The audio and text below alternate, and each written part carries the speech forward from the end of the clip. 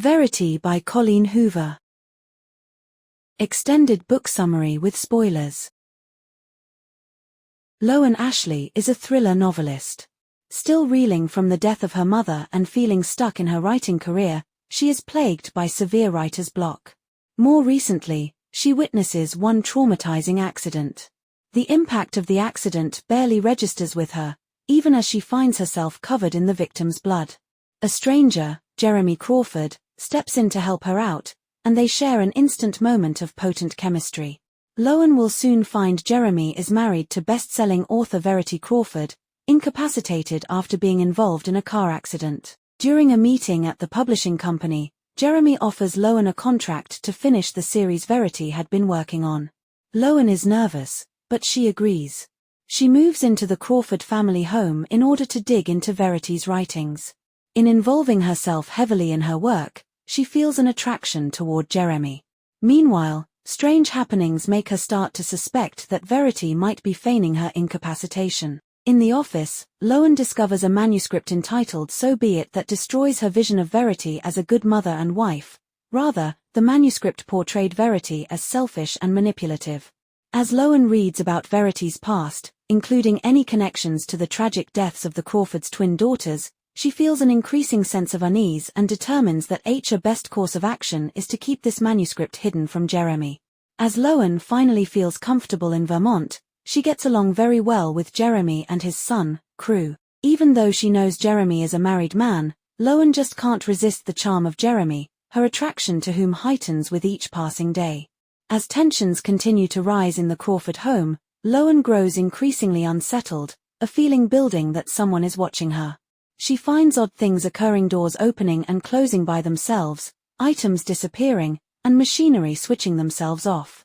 Later, Loan reveals the autobiography to Jeremy. He is skeptical of her claims that Verity is conscious, but he eventually reads So Be It. While Loan anxiously awaits his completion, she hears his anguished scream and his rapid ascent upstairs to confront Verity. Until Jeremy threatens to take her manuscript to the police, Verity feigns ignorance. Then, the act is dropped, and it's clear she has known all along what has been going on in the house and has been manipulating this situation to test Jeremy's loyalty for an escape with their son, Crew, and the profits made from Loan's work. In a fit of rage, Jeremy tries to strangle Verity upon her confession about Harper's murder. Loan stops him, reminding Jeremy that this would leave Crew fatherless.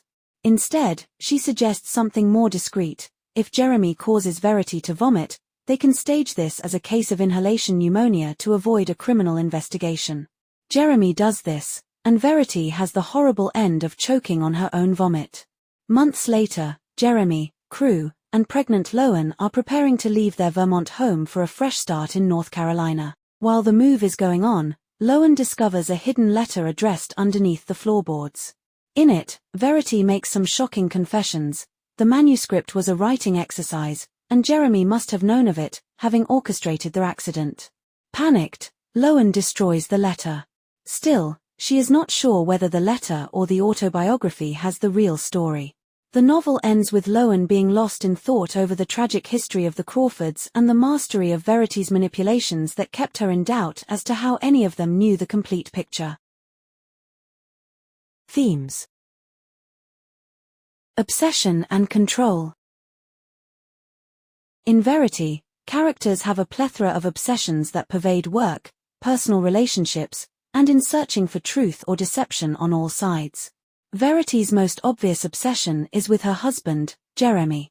Her love for Jeremy is fierce and calculated. She learns his habits carefully and tempers her behavior accordingly so that he will love her. The moment her twin daughters start taking his attention, Verity enacts her desperation to keep his love, and it becomes extreme. Later, through the revelations, her obsession morphs into the desire to save Crew and cling to a decent life away from the influence of Jeremy.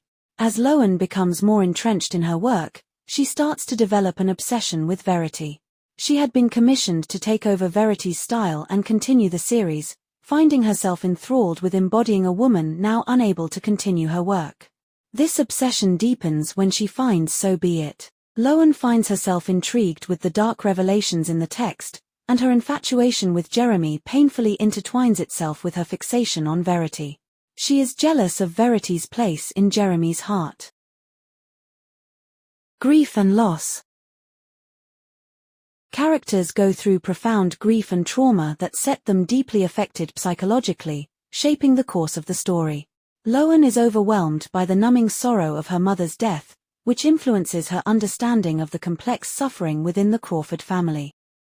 Jeremy and his son, Crew, are experiencing a very strange kind of bereavement in their grief for a wife and mother who is physically present yet emotionally absent owing to her comatose state.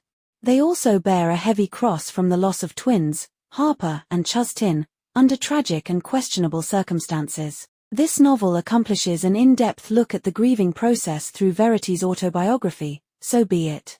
First, it creates a chilling picture of a psychopathic Verity who has lived a life of anxious concern over losing Jeremy's love, which she says caused the death of their daughter, Harper.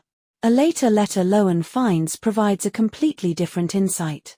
Verity says here that the autobiography was her form of processing her grief and much of the things in it were highly exaggerated, if not entirely fabricated. She leaves the readers to make their own choice at the end as to which one of the two narratives is true.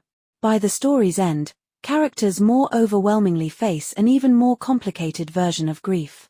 Having killed Verity, Jeremy and Loan are free to make a new beginning, but the events surrounding her death and the ambiguity which keeps clinging to it deny simplification of emotions. Truth and deceit. Verity is a story of truths that are multi-layered and fragile. From the very outset of the novel, this complex interrelationship between truth and a person's identity is brought into view.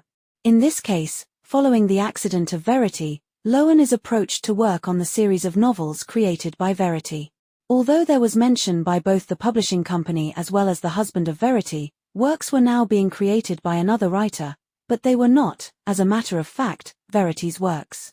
Even Loan took up the pseudonym Laura Chase so as to further mask her real identity. She is willing to test Jeremy's love and find her way to escape with their son, Crew. Her pretentious injury manipulates both Jeremy and Loan to create instability between them into the Crawford home. Ironically, Verity got her name from Latin veritas, which means truth. Things get even more confusing when Loan discovers Verity's hidden autobiography.